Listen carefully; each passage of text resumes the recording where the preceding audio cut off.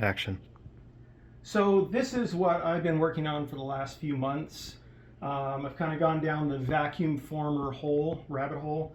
And so what this is, I made this out of steel that I had laying around that was getting rusty. I already had a vacuum pump, already had a bunch of the stuff. But what it has on my vacuum pump, I have an 11-gallon vacuum chamber. And this pump sucks the air out, so we have negative vacuum in this pump. And I've already got a negative vacuum on it.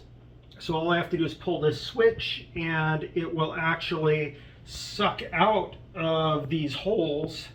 And what I have up here is a piece of polystyrene plastic and an old sculpture that I did. I also drilled holes in the sculpture to hopefully grab even more of the detail as it sucks it out and forms this plastic around it.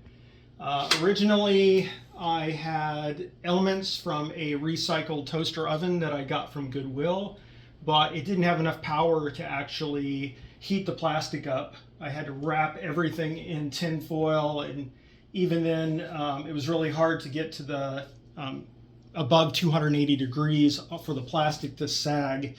This, I took a couple of old space heaters and took the elements, and it actually gets to temp in under 3 minutes. And you can see it's already starting to sag here. I can touch it, push up on the plastic. It's just about ready to form. I'm going to test the temperature here, see where we're at. We're already above 280, so this plastic is pretty much ready to go.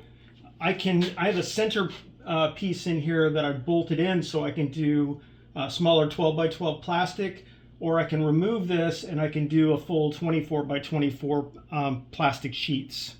And it took me a while to figure out, but I made this mechanism. I've got an adjustable bolt on it so I can adjust this range a little bit to the elements. But other than that, it's ready to go. I'm going to shut off the elements real quick, and we're just going to go ahead and see how this is doing. So the elements are off. Lower it down and pull the vacuum. Instantly, that is some suction. So you can see this is an old skull that I molded. Have a really old latex mold of, and then I was making glass skulls back then, casting them, and with this I actually built some clay surface over the top of it and made this little face.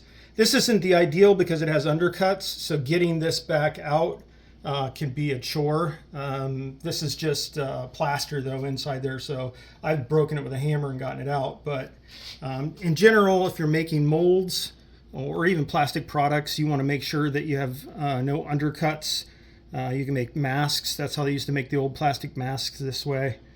And it's pretty much done. I'm letting it cool off enough so that I can remove it. But I don't need it to cool so much. In fact, it's probably more than cool.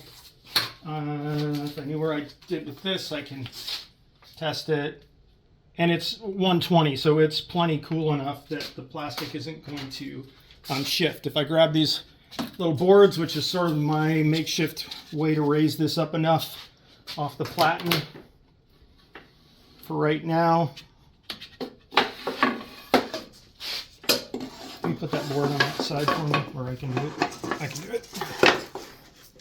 And that just allows me to set that down, undo these little latches,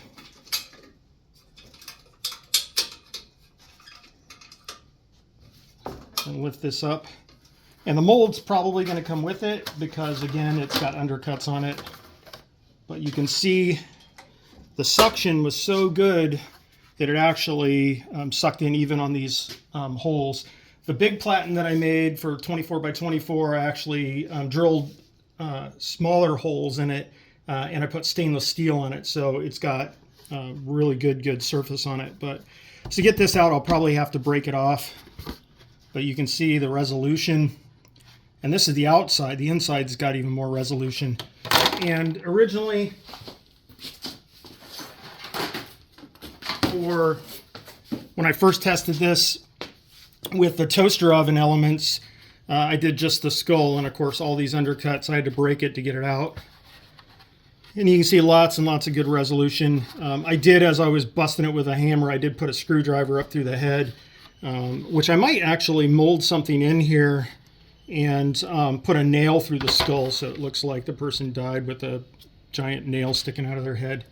But anyway, that is the vacuum former that I built. And now I need to do some sculpting so I can make some cool stuff.